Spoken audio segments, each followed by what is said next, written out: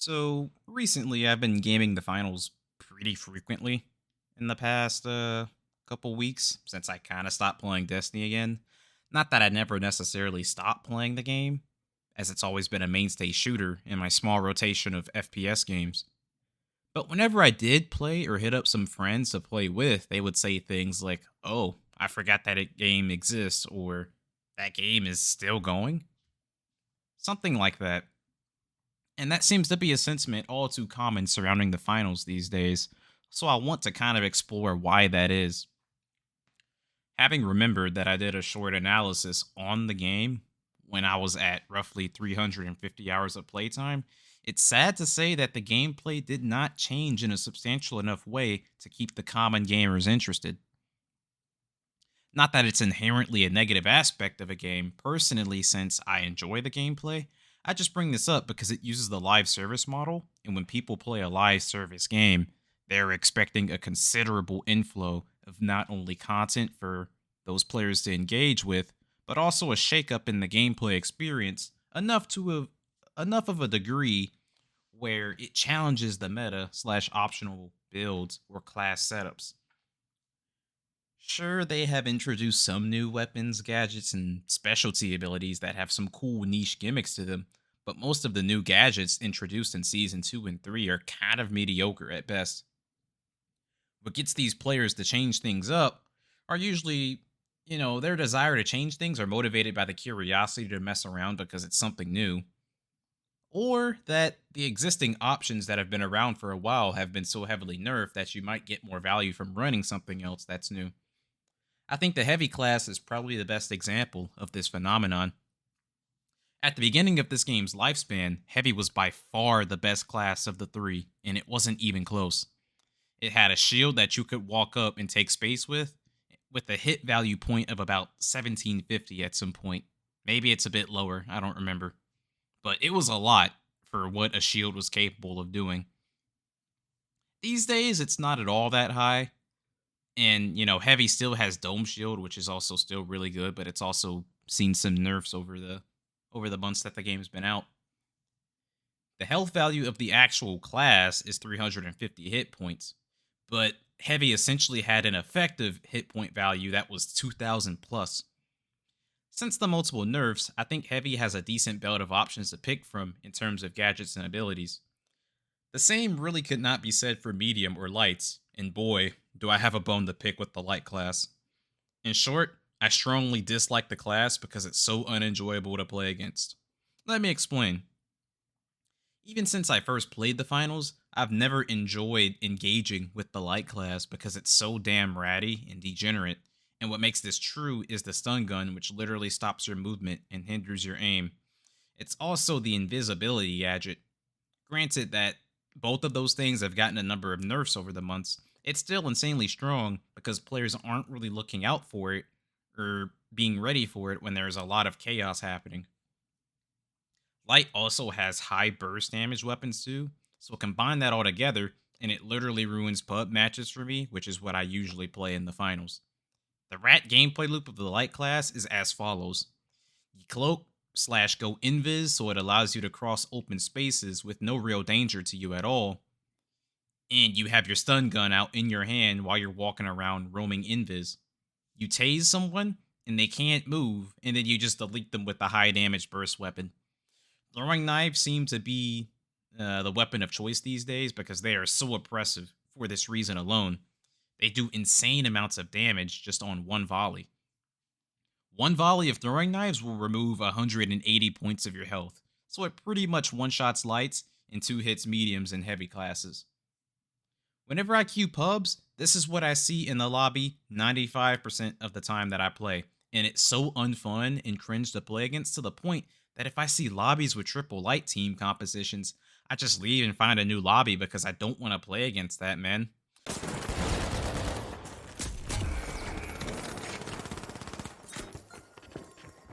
Just look at all these lights in the lobby. Get me out.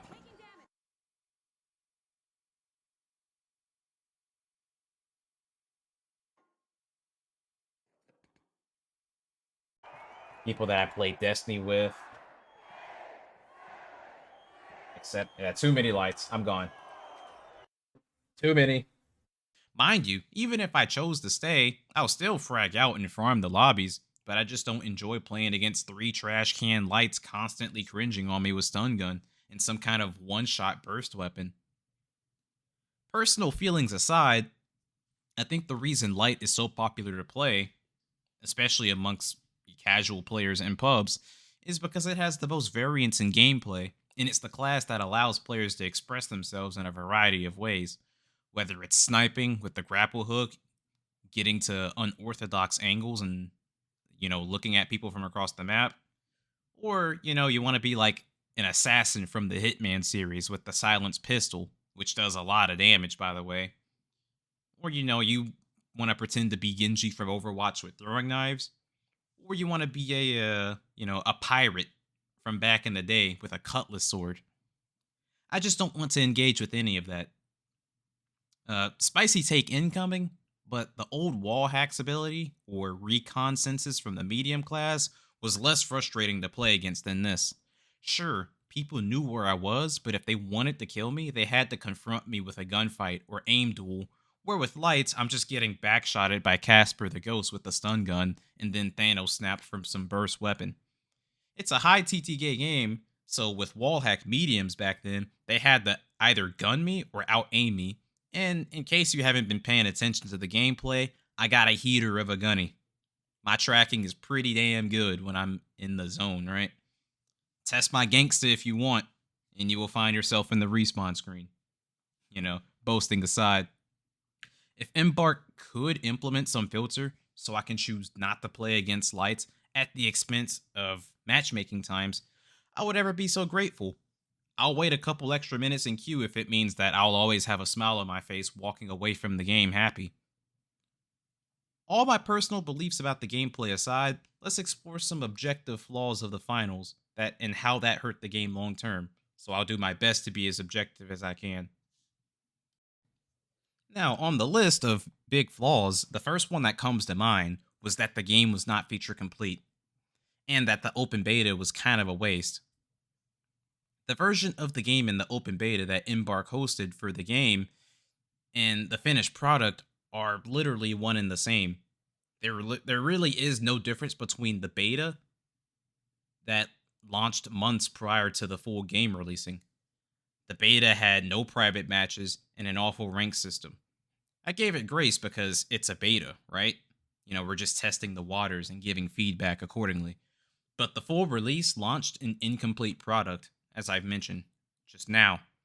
The ranking system was still really bad in the sense that those who played the most were the highest ranked, not those who were the most capable in skill level. So, what happened is that the leaderboards are filled with players who are at the top of the leaderboards because they've just clocked in for 12 hours a day playing ranked and just slaving it. If you were really good but couldn't play 12 hours a day, you could kiss the idea of top 50 or even top 100 goodbye. And you also didn't matchmake based on ranked, so it was a boring noob slaughterfest for most of the time. The lack of private matches or custom games was a shocker considering the theme of the game being about reaching the finals in this competitive game show format. So I think that kind of put the nail in the coffin of this game having any real competitive grassroots to grow. People had to queue snipe to do scrimmages or practice in pickup games. There was also no real progression system besides the battle pass at the time. And in a live service game, you're not supposed to beat the game. But the finals failed in the regard of always having that carrot on a stick that enticed players to continue playing. The game modes were also limited as well, so you had two pub modes that were very similar in gameplay cadence, and then ranked, and that was pretty much it. The writing was on the wall from the beginning, honestly. An example of a couple of games with very nice quality of life features that function in harmony that are in alpha or playtest states are games such as Delta Force and Deadlock, as those are the two that I've been playing, besides the finals. The former is an extraction shooter with a side of Battlefield giant team battle modes, and the latter is a MOBA shooter. Both of these games are far from releasing the full product, and they are one of the more feature complete shooters I've played in recent years. Deadlock has not even been publicly announced by Valve, yet, as of the making of this video, it's already got a lot of important features needed to make a strong opening statement for a MOBA game. It allows you to spectate games, it allows you to go back into your games and play a replay if you wish to analyze a game of interest. A player also has the option of leveraging the breakdown system that the game has offered, so you can view the entire breakdown of the entire game from economy to damage output or deaths, and it could be viewed in a team manner or an individual manner, and you view the entire graph basically. This is a great feature for players that want to gather feedback on their performance. It's got private lobbies already. I mean, and Valve was even nice enough to throw in a pause function for a player to use, and just recently they added streamer mode. Like I said, it's not even announced yet, and it's loaded with this many features. Just imagine what the game will be like during full release. And I also find the game generally enjoyable, so that definitely helps too. If this is the direction shooters are going, I'm all for it because I'm over these studios releasing incomplete ass games.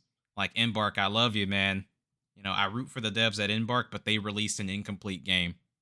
That's just the reality of it. All this to say, when releasing a game, you have one chance to make a first impression. And when it's not feature complete, consumers will have a difficult time taking your game seriously. Another big factor in the downward spiral of the finals is that the game does not have much content appeal, and I don't really see too many people talk about this, at least from the opinion pieces that I've watched on the finals. Besides the first month or month and a half where the game was riding off of the high of the FPS community, the streaming and YouTube numbers took a quick nosedive into the deep end. I think there are a multitude of reasons for this. First off, I believe content creators will hit a creative dead end rather quickly because the game became solved relatively fast and it became stagnant and stale. This eventually happens to every game, but the difference is that many live service titles keep the mystique factor afloat, so players have a different flavor of the game to look forward to on a season by season basis, whereas the finals kind of just taste the same. People get bored of the same flavor even if they like it. It's only natural to want to switch things up. And even though I enjoy the gameplay, the finals does not have any long-term replayability, and there are reasons for that. And this results in folks with no interest in consuming content for this game, and if the views aren't there, creators have no incentive to spend hours cooking up something with no real return on investment.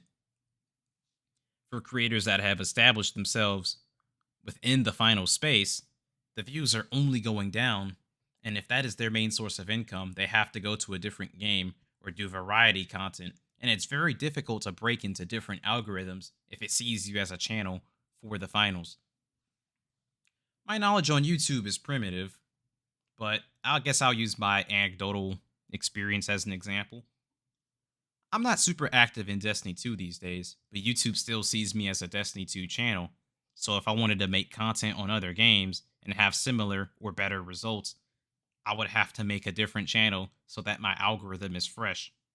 For creators outside of the finals community who might be interested in making content for this game, this will sort of deter them from giving the finals a chance at content when they notice that established finals creators are essentially fighting for scraps. I mean, think about it. If there's these big ass content creators from other games that kind of want to give finals a try, and then they look at the analytics for the game in terms of the views and the audience retention, they're going to look at this and go, man, I don't really want to, risk destroying my algorithm for a game that won't really, do anything for me. So there's that.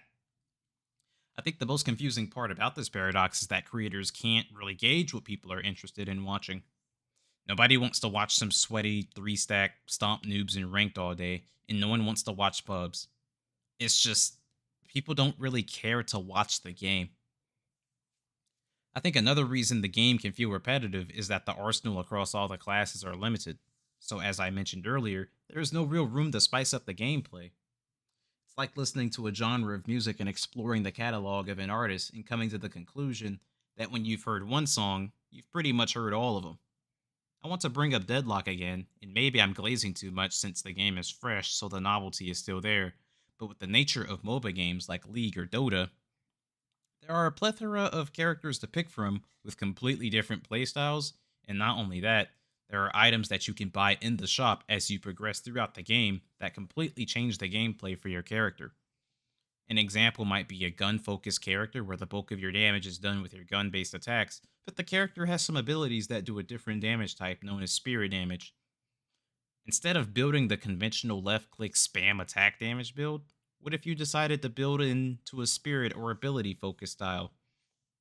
Already, this changes your approach to how you play a character on a micro and macro level.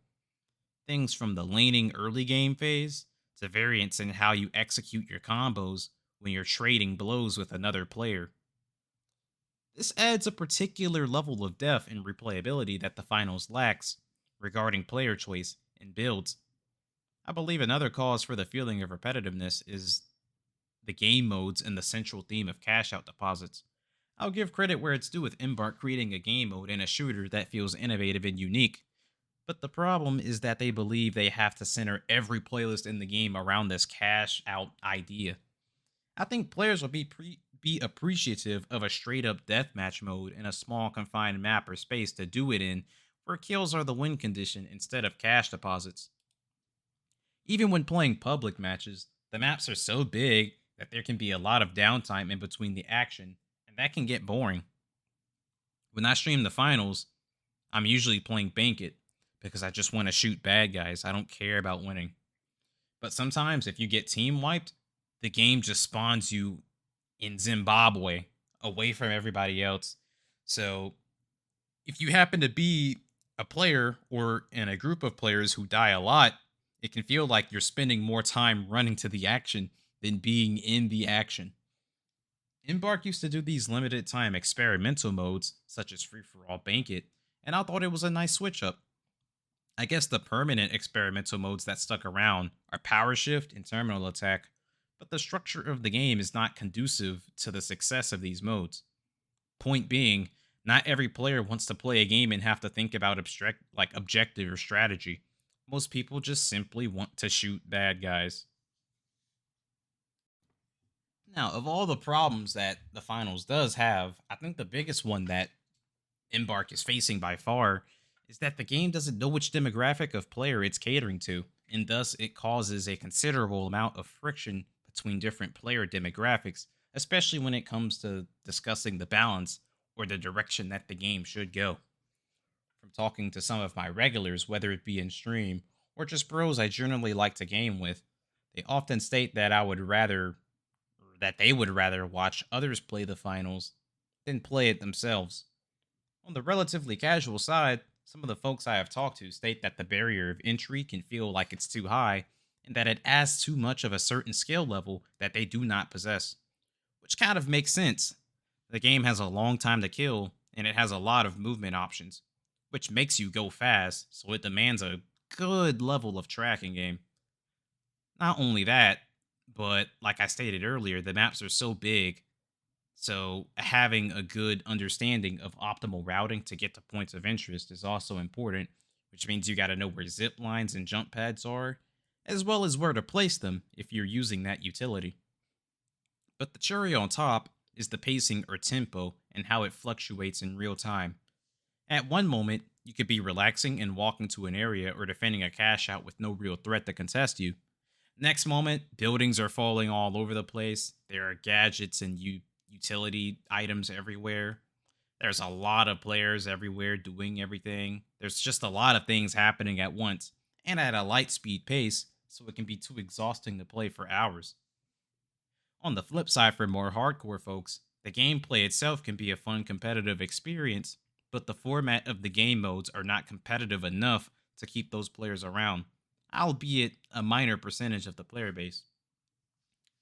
Cash out at a high level favors griefing and third partying more than anything else, and those players see that as dishonest and thus they can't take it seriously.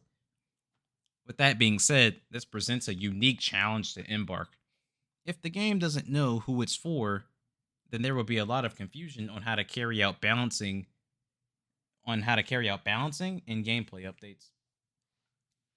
That was when I experienced the most friction within the community when I mentioned that, wall hacks, stun gun invis, and one hit C4 canisters was not good for the health of the game long term.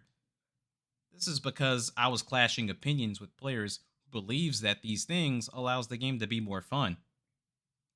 I'm on the more competitive side of the spectrum, so obviously I have a bias.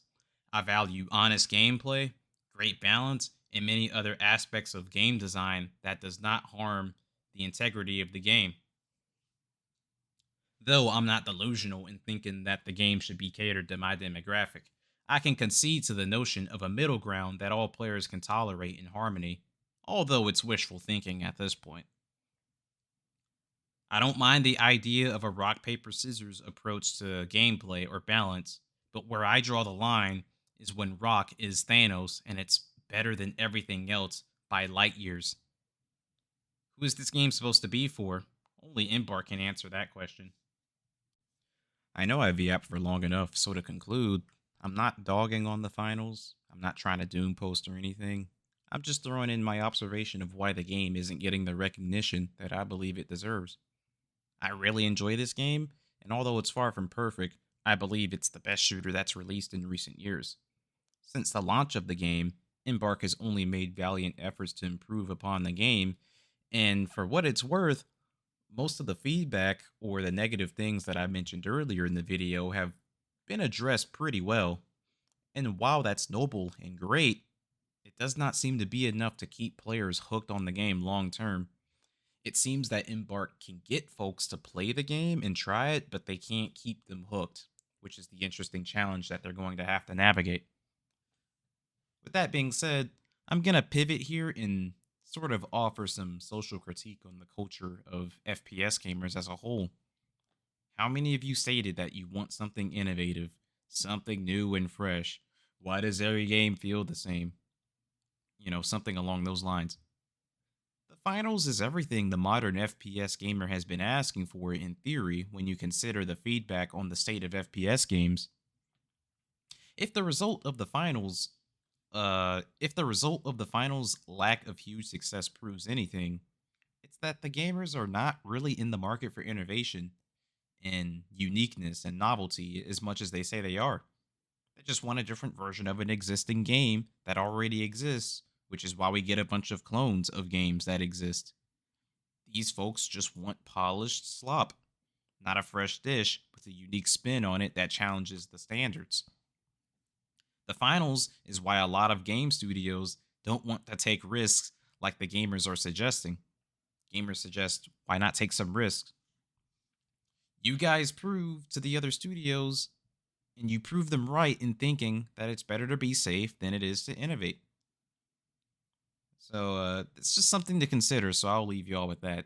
If you made it to the end, thanks for listening to me yap, and feel free to leave your thoughts down below. Thanks.